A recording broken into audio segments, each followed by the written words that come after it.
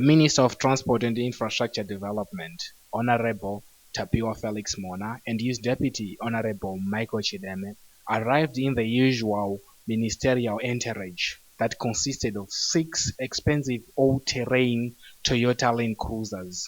They were on a formalization tour of the National Railways of Zimbabwe headquarters in Bulawayo. The newly appointed minister challenged the NRZ to come up with ways to make the ailing giant self-sufficient and financially stable rather than depend on the fiscus year in, year out. Let's hear him say more.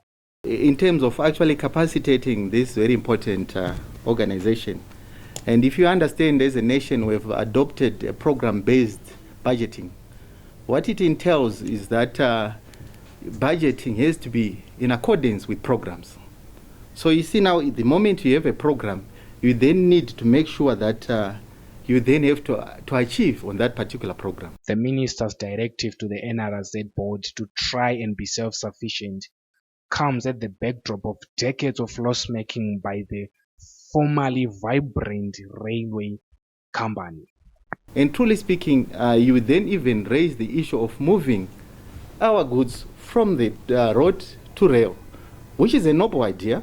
And we even discussed in this forum to say, yes, we've witnessed that our roads are in a sorry state because of that issue, whereby we then channel some of the goods on the roads, and we're supposed to direct them on the rail. And this is the way to go.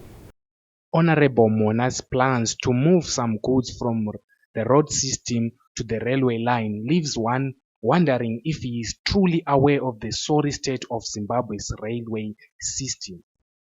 This year alone, the NRZ's locomotives have been involved in more than 3 accidents with fatalities. The minister himself considered that the resurrection of the NRZ is going to be a mammoth task since fiscus is not releasing enough funds for the task. Let's hear him say more. A question. From the fiscus, you know, the cake is very small, whereby we go each year, we actually do our bids as a ministry, and at times we are given a third or so. Honorable Mhona was asked about the state of the DIDG and NRZ deal, which he deferred to answer since it is before the courts. Let's hear him speak. The issue of DIDG is before the courts, and in courts we say it's sub judice. The NRZ DIDG deal was one of the so-called major deals that the government of President Emmerson Mnangagwa signed soon after getting into office.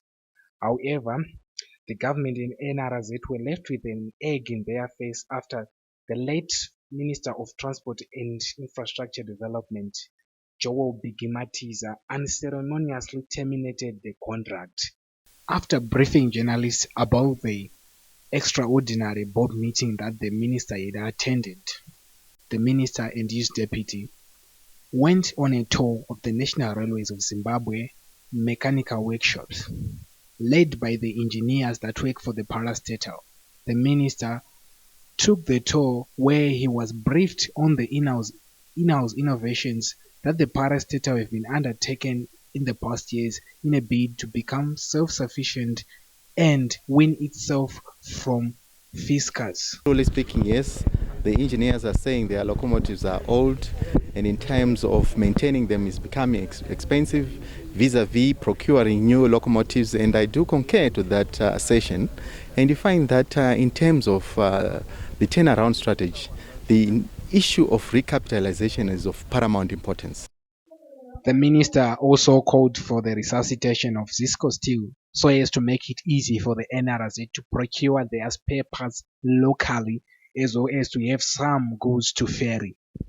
Is that the amount of support that came from Zisco Steel which then calls for a vibrant move and a strategy to revive that Zisco steel, so that we then do away with the importation bills that we are seeing that are actually quite high, and we don't have the foreign currency. So the resuscitation of Zisco steel in terms of the procurement of some of the parts that the engineers were alluding to is quite great. The minister's visit to the NRZ headquarters so early into his reign signify his desire, drive, and willingness to see that the ailing giant is resurrected from the financial deadbed that it has been lying for the past decades.